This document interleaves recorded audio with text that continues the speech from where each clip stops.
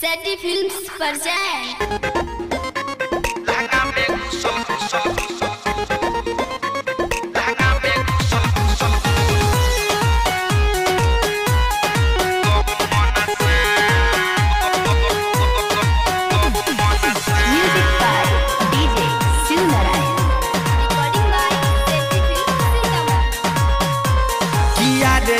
बापर हे बा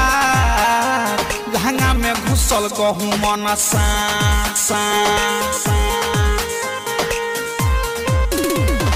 याद याद बापर हे बा लहंगा में घुसल गहूँ मन लहगटा डर देह करे थर थर एक देखिए भइल बाटे माथा खरा किया रे यारे बापर हे बा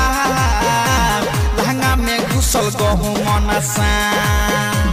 किया रे यारे बापर हे बा लहंगा में घुसल गहूँ मन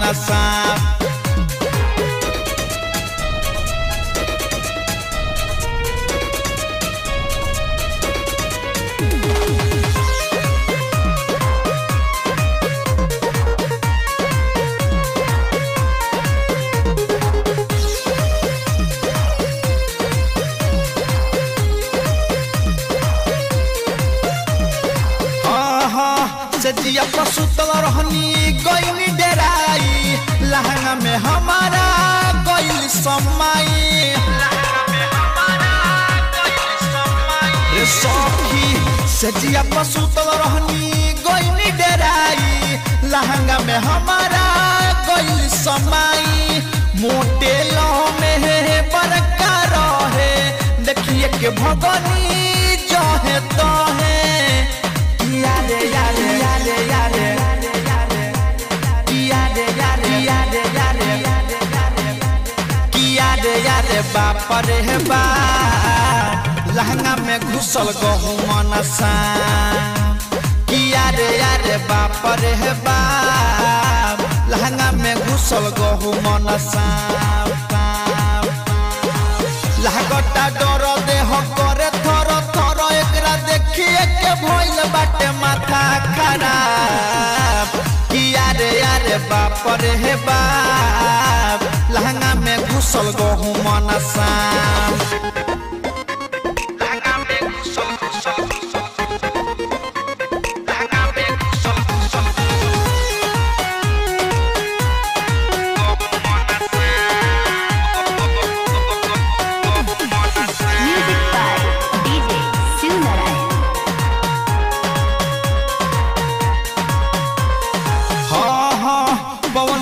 बइया के बतिया बतैनी राइटर संजीत के जल्दी बोलैनी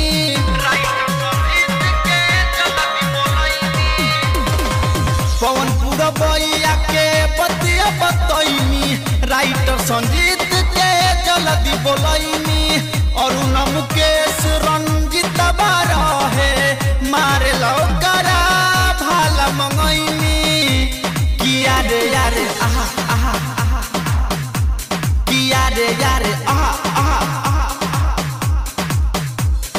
यारे यारे बापर हे बा लहंगा में घुसल गहूँ मन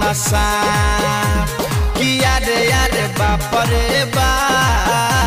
लहंगा में घुसल गहूँ मन लागटा डर देह करे थर थर एकरा देखिए के भइल बाटे माथा खराब